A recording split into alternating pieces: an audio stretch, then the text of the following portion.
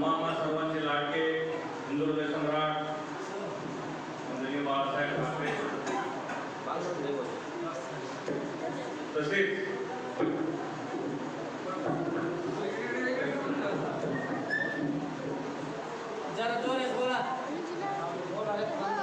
तसेच या महाराष्ट्राचे लाडके मुख्यमंत्री उद्धवजी ठाकरे साहेब, युवासेना प्रमुख पर्यावरण मंत्री आदित्यजी ठाकरे साहेब यांना मानाचा जयमानाष्ट करतो. शिवसंपर्क अभियान दरम्यान कोरफळ या गावी उभारलेल्या बैठकीस उपस्थित या जिल्ह्याचे जिल्हा प्रमुख शिवाजीराव माने साहेब, तसेच जिल्हा नियोजन समिती सदस्य संतोषभाऊ सोमवंशी, महिला जिल्हा संघटिका डॉक्टर शोभाताई बेंजरगे, उपजिल्हा महिला संघटिका जयश्री उडगे, या तालुक्याचे तालुका प्रमुख, या गावचे रहिवासी प्रथम पहिलीचे सतीशभाऊ शिंदे, आमचे ॲडव्होकेट रोहितजी बोंबे साहेब, तसेच युवा सेनेचे शहर प्रमुख गणेश गायकवाड उपस्थित व्यासपीठ यांना मानाचा जयमानाष्ट करतो. तालुक्यामध्ये शिवसंपर्क अभियान दरम्यान फिरत असताना काही ठिकाणी सगळ्यात मोठी समस्या आलेली आहे, जे की साळुंखे साहेबांनी बोलून दाखवले. शिवसेनेवरती 100% मतदानाचं जिम्मेदारी आपण त्यांच्यावर देतो, त्यांच्याकडनं मतदानाची अपेक्षा करतो. पण ज्यावेळेस काही समितीची निवड होती, काही पदाधिकाऱ्याची निवड होती, त्यावेळेस त्या गावचा विचार थोडा मार्ग सरकतो. असं का होतं? त्यांचे प्रश्न त्यांनी बरेच जणांना विचारले. पण एक युवा सेनेचा जिल्हा प्रमुख या नात्याने मी त्यांना एक शब्द देऊ इच्छितो की याच्यानंतर युवा सेनेतर्फे असं कधीही होणार नाही. युवा सेनेतर्फे जे काही सन्मानाची पदं असतील, जिथे योग्य सन्मान होईल त्या पद्धतीचं सन्मानाचं पद या कोरफळला मिळेल असा शब्द देतो. दुसरी गोष्ट, शिवसंपर्क अभियानाचा उद्देश गेल्या 2 वर्षाच्या कार्यकाळामध्ये जी संकट आपल्या महाराष्ट्रावर आली, कोरोनाच्या काळामध्ये आपण सुद्धा कोरोना फोर्स तयार करून बाहेरच्या माणसाला गावामध्ये येऊ देत नव्हतो. जरी तो आपल्या गावचा मुलगा असेल, जावई असेल, माणूस असेल, पुण्या मुंबईला राहत असेल तर त्याला आपण येऊ देत नव्हतो. तसं प्रयत्न करून आपण आपल्या गावातल्या लोकांचे जीव वाचवले. कमीत कमी लोकांना कोरोना होईल याची काळजी घेतली. जर गावासाठी एवढं करू शकत असतो तर महाराष्ट्रासाठी मुख्यमंत्री साहेबांना किती प्रयत्न करावा लागत असतील. त्याच्यामध्ये विरोधाचे पक्षाचे लोक हे उघडा, मंदिर उघडा, परीक्षा घ्या, शाळा चालू करा याच्यासाठी लढत होते. म्हणजे राजकारण कुठं करावं आणि कोणत्या पद्धतीनं करावं ह्याचं सुद्धा भान विरोधी पक्षाच्या लोकांना राहिलं होतं. आमदार सरकार म्हणून जर पुण्यामध्ये रस्त्यावर रोळत असेल की परीक्षा चालू करा, आणि त्याचा परिणाम काय झाला, येणाऱ्या 8 दिवसामध्ये त्याच आंदोलनामधला एक MPSCचा हुशार विद्यार्थी कोरोनाच्या संक्रमणामध्ये येऊन त्याचा मृत्यू झाला.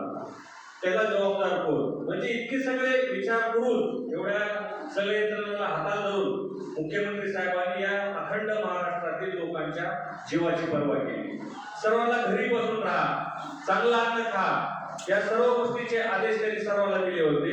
म्हणजे एखादा माणूस तुम्ही घरी बसून आराम करा, तुम्ही काही करू नका, तुम्हाला राशन फुकट मी देतो, त्या काळातील लाईट बिल थोड्या नंतर भरा, अशा पद्धतीच्या सुविधा सुद्धा त्यांनी केल्या.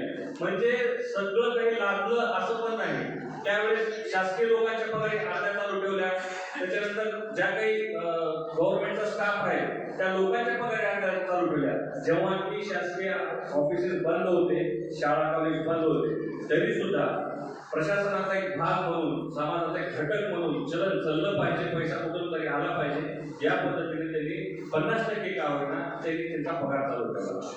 म्हणजे किती काळजी करावी लागते, किती काळजी हो आपला मुख्यमंत्री, आपल्या पक्षाचे मुख्यमंत्री उद्धवजी ठाकरे साहेब. दुसरी शिवसेनेची गोष्ट अभिमानाने सांगावी वाटते की कोरोनाच्या काळामध्ये रस्त्यावरती जर मदत करण्यासाठी जर कोण उतरला असेल तो फक्त शिवसैनिक होता. तुम्हाला फक्त शिवसैनिकालाच फोन येत होते की मला बेड पाहिजे, ऑक्सिजनचा बेड पाहिजे, सरकार दवाखान्यामध्ये कुठं जागा शिल्लक आहे का, तुमचा फोन लावा, वशिला लावा. म्हणजे ही अपेक्षा कोणाकडून केली जाते? फक्त शिवसैनिकाकडून केली जाते. संकटामध्ये तोंड देणारा फक्त शिवसैनिकच असतो. ही जन्मतामध्ये एक भावना आहे. त्या भावनेचा कुठेतरी आदर करून, त्या भावनेचा कुठेतरी सन्मान करून आपण सर्वजण रस्त्यावर उतरून त्या लोकांची समस्येचे निराकरण करतो. आज शिवसंपर्क अभियान दरम्यान साळुंखे साहेबांना एक सांगू इच्छितो की हे आव्हान आपल्यासाठीच आहे. तुम्हाला काय पाहिजे, कुठल्या योजना पाहिजे, कुठल्या काही स्कीम पाहिजे, ज्या ज्या काही त्याच्यामध्ये आपण बसू शकतो, ज्या क्रायटेरियामध्ये बसू शकतो, कृषीच्या असतील, त्याच्यानंतर काही निराधार करतात काही सांगितलं त्या पद्धतीच्या असतील, ज्या काही योजनांचा लाभ आपण घेऊ शकू तेवढा लाभ जास्तीत जास्त आपण हक्काने घ्यायचा आहे. आपण हक्काने सगळ्या फायली तयार करायच्या आहेत, त्या संबंधित ऑफिसेसमध्ये दाखल करायच्या आहेत, त्याच्या पोच पावत्या घेऊन जिल्हा प्रमुख साहेबांकडे तसे झेरॉक्स आणून त्याचे साहेब मी दाखल केले, त्या साहेबाला बोला तुम्ही माझ्या गावातले 10 कृषीचे पहिले ते मंजूर करायचे मला, तसे तुम्ही त्यांना संपर्क करा. आता हक्काने बसून आपण काम करून घ्यायचं. शिवसेनेच्या सरकारमध्ये मुख्यमंत्री उद्धवजी ठाकरे साहेब म्हणजे गोरखाचे ठाकरे साहेब असल्यासारखं काम आहे. आपण एवढं मतदान करतो ज्या पक्षाला आपण एवढं सन्मानानं तालुक्यामध्ये पुढे देतो. आपला आज अधिकार आहे की आपण तेवढ्या सन्मानानं तेवढ्या अधिकारानं त्यांच्याकडनं त्या योजनेचा लाभ घेतला पाहिजे.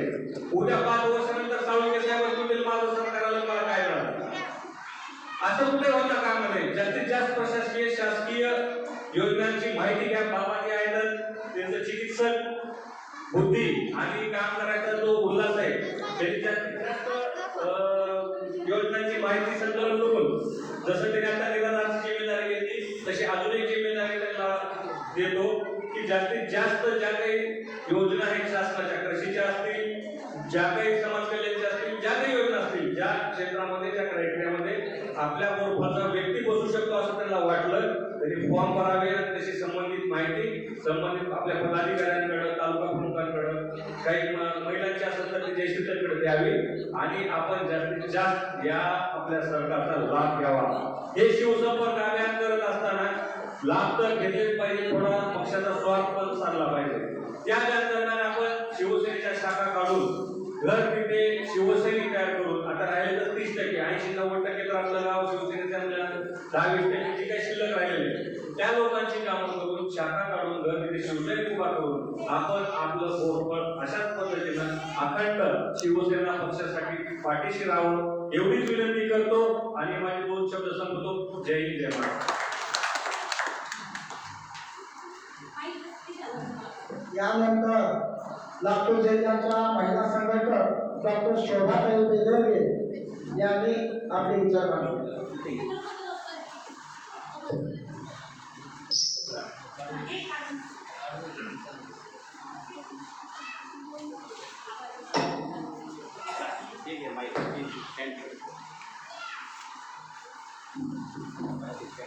हॅलो,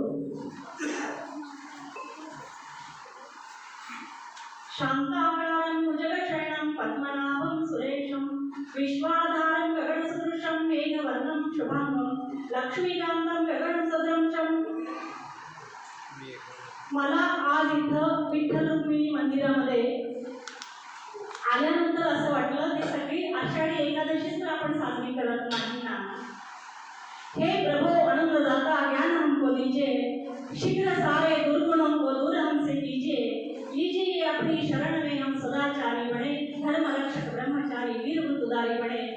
आज खरं तर या गावामध्ये मी आल्यानंतर इथलं वातावरण बघितल्यानंतर मला असं विठ्ठल रुक्मिणीचं आषाढी एकादशी भगवमय वातावरण खरडे बघते हे बघून मी खरंच सांगू का मला असं वाटत होतं की आपला अहंकार गळून पडला पाहिजे, इथं नतमस्तक झालं पाहिजे.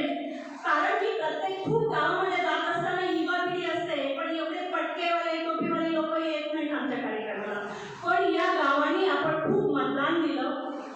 या गावामध्ये एक भगवा ध्वज तुम्ही डोलाने फडकवत ठेवता नेहमीसाठी. त्यासोबत आणखी एक गोष्ट मला भावली की तुम्ही दोन्ही जिल्हा प्रमुखाचं, माजी आणि आजी जिल्हा प्रमुखाचं एकत्र सत्कार केला. ही खूप चांगली गोष्ट आहे. म्हणून मला असं वाटतं इथं कुठलेही गटतट नाही.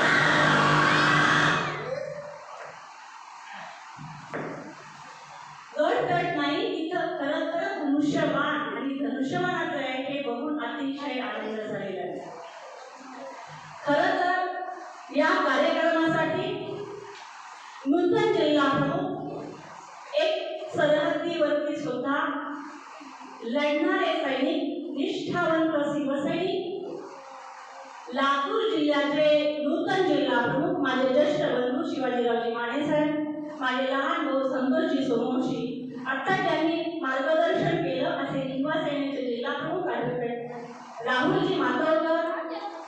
माझ्या ज्येष्ठ भगिनी जयश्रीताई उडगे, आदरणीय तुम्ही जिल्हा परिषदेला खूप मतदान दिलं आणि मला हे ऐकून फार बरं वाटलं की त्यांनी तुम्हाला बोलवून घेऊन सगळ्या सोयी सुविधा दिल्या. गोमरेजी आणि नागू भाऊ बऱ्याच वेळेस मी आयुष्यामध्ये मी आपलं बघितलं. हे करत असताना त्याच्यासोबतच या गावचे जावई ज्यांनी आपलं भाषण खूप चांगलं केलं की त्यांनी शिवाजी जसं आपण दिल्लीचं पत्र गाठलं होतं तसं उद्धव साहेबांनी गाठावं ही अपेक्षा व्यक्त केली.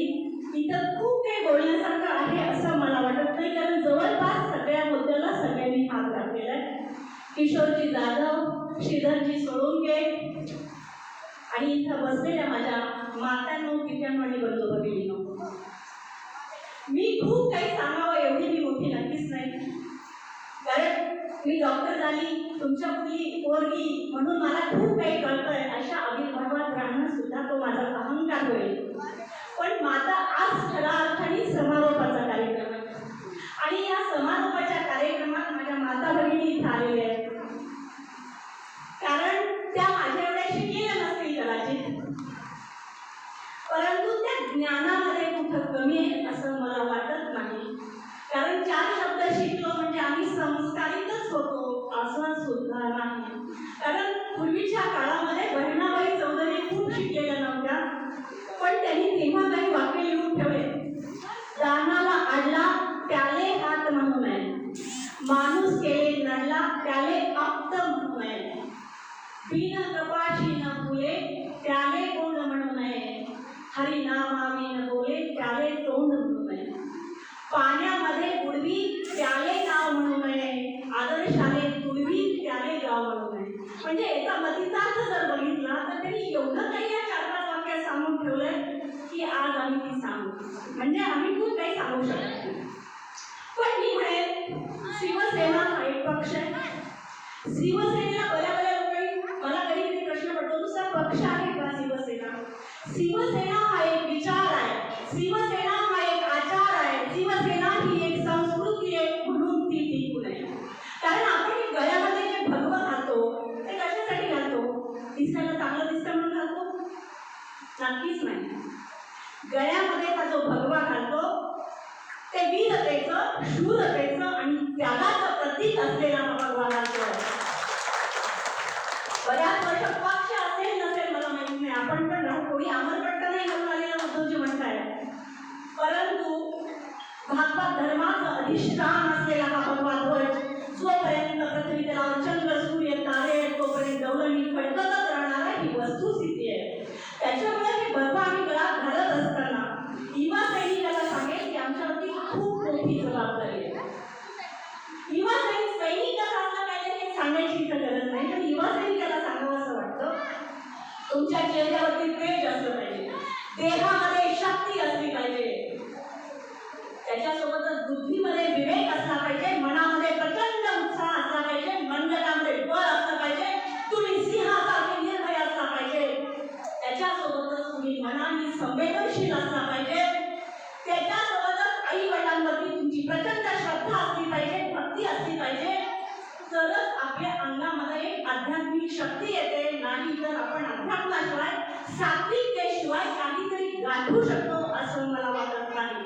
आणि त्याच्यासोबत मला असं वाटतं तुमचे ध्येय सुद्धा प्रचंड मोठे असले पाहिजे. कारण डॉक्टर अब्दुल कलाम म्हणतात की लो एवढी नाही, छोटी स्वप्न पाहणं हा सुद्धा खूप मोठा गुण आहे.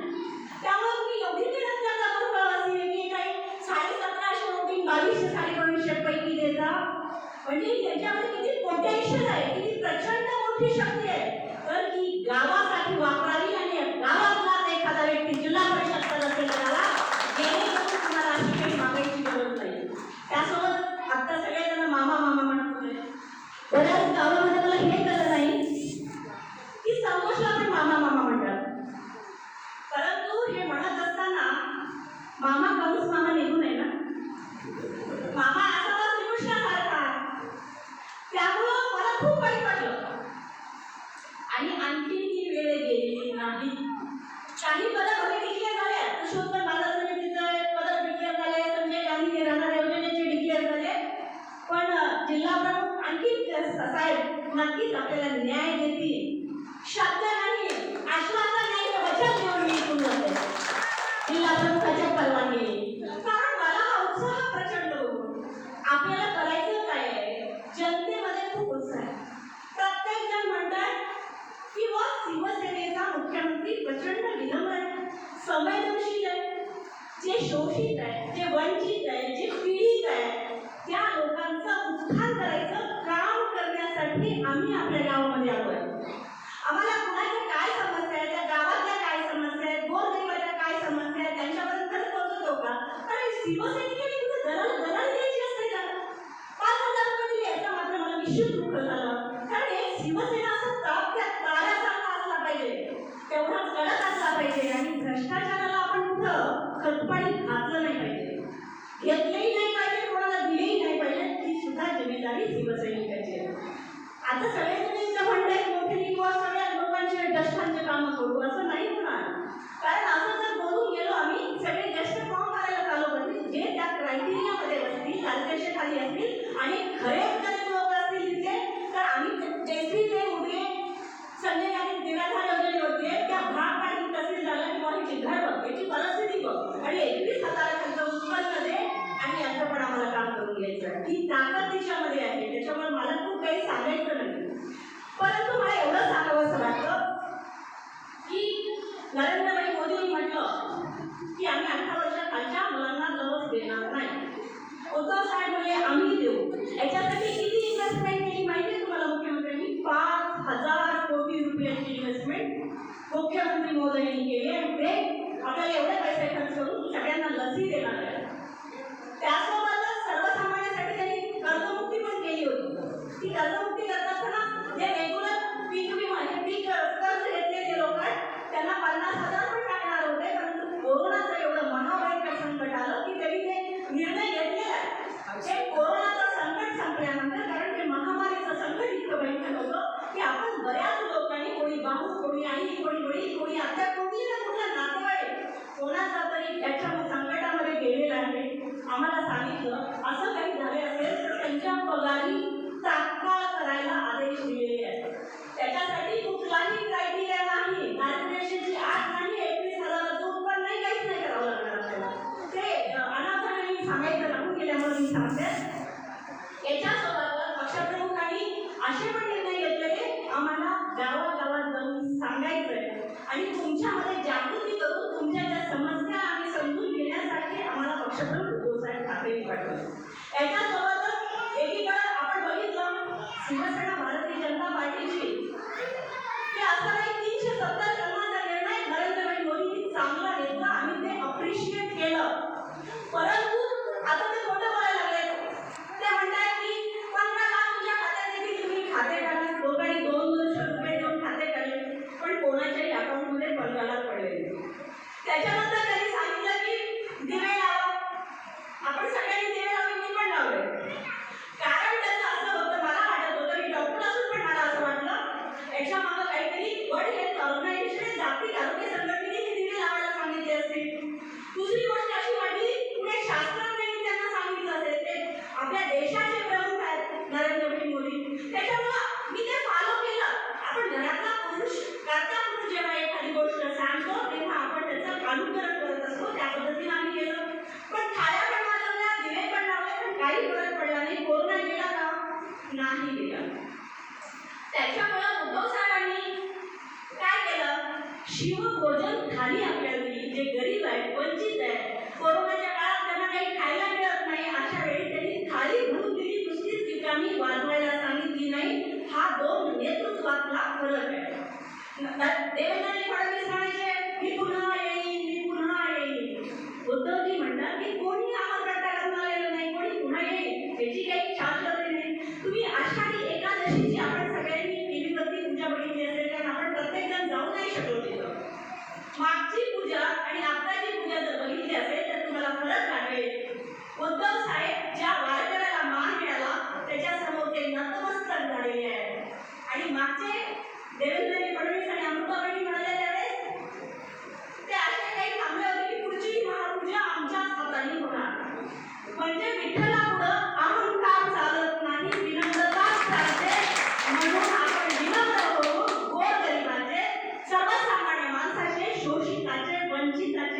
त्यामुळे इथले शिवसेनेचे संघटन खूप आहे. त्यामुळे मला असं वाटतं तुम्हाला खूप वेळ द्यावा लागणार नाही. एक 10-20 घरं जर आपण वाटून घेतली आणि आपण जर प्रामाणिकपणे काम केलं तर एक 4-5 तास, 2-3 तासही वेळ दिला तुमच्या कामामधला, तर हे सगळ्या गोरगरिबाची इथल्या कामं होतील आणि तुमची जी अपेक्षा आहे त्या अपेक्षा सुद्धा पूर्ण होतील. कोणीही कुठल्याही नेत्यांनी कोणालाही गृहीत धरायला नाही पाहिजे, कारण तुम्ही काही ब्रँडेड नाही की शिवसेनेच्या पाठीमागे राहू, पण तुम्ही प्रामाणिक आहे याचा गैरफायदा सुद्धा कोणीही नेत्यांनी किंवा पक्षांनी घ्यायला नको, हे मात्र खरं आहे. त्याच्यामुळे मी तुम्हाला फक्त एवढं विनम्र आव्हान करते की काही लोक मला पिलेले दिसते, अतिशय वाईट गोष्ट आहे ती. कारण नशा मौत है, आज स्वयं की, कल परिवार की, परसों राष्ट्र की, इसीलिए मुझे चिंता है म्हणणारे तरुण सागर महाराज. कारण तुम्ही नशा करता मारता ठीक आहे, पण मी जे वास्तव बघते ते अतिशय वाईट वास्तव आहे. कारण ती महिला जेव्हा कमी वयामध्ये विधवा होते, गावातच एखादी लिंग तिला म्हणून तुझी पगार करतो म्हणून गाडीवर घेऊन जातो आणि तिचं शोषण सगळ्या पद्धतीनं होताना मी बघते, तेव्हा मला मनस्वी वाईट वाटतं. पहिल्यांदा तिला आशा असते की आपली पगार मिळून जाते, तिचं त्याच्या बिचारीच्या मनात कुठलंही पाप नसतं, पण ती पापामध्ये फसली जाते आणि ते दुर्दैवी कृत्य तुम्ही व्यसन केल्यामुळं, तुम्ही केल्यामुळं होतं. याचं भान त्या ठिकाणी तुमची बायको असते, आई असते, बहीण असते आणि हे सगळं वाईट आचरण तिचं जे होतं त्याला तुम्ही कारणीभूत असता, म्हणून तुम्ही व्यसन करू नका. आणि जगायचं तर मस्तीच जगा. वीर पुरुषांनी कसं जगलं पाहिजे? वीर पुरुषांनी पराक्रमाच्या धुनीत जगावं आणि वीर कन्याच्या जर शिलावर घाला आलं तर तुम्ही तिथं मरण सुद्धा करावं. ही आमची भारतीय संस्कृती आहे आणि या संस्कृतीचं आचरण करणारे आम्ही शिवसैनिक आहे. त्याच्यामुळे कृपया व्यसन करू नका आणि एक निर्धार करा याच्यासोबतच की आणि आपला हिंदुत्वाचा भगवा येणारे. आता खरं तर जे येणारे इलेक्शन्स आहे आमच्या नेत्यांच्या नाही आहेत. आम्ही कोणी नेते जिल्हा परिषद, पंचायत समिती, नगरपंचायतीमध्ये थांबणार नाही. त्यामुळे मी शिवसैनिक आव्हान करणार आहे येणार इलेक्शनच्या कार्यकर्त्याची आम्ही प्रचाराला निश्चित घेऊ. त्याच्यामुळे संघटन बांधणीबद्दल आदरणीय जिल्हा प्रमुख बोलतील. आपण त्याचं जर अनुकरण केलं तर या जिल्हा परिषद जाता जाता जो फटवा खाली पडला तसं होणार नाही, याचं भान ठेवून आपण काम करावं एवढी अपेक्षा आपल्याकडे व्यक्त करते आणि माझी जागा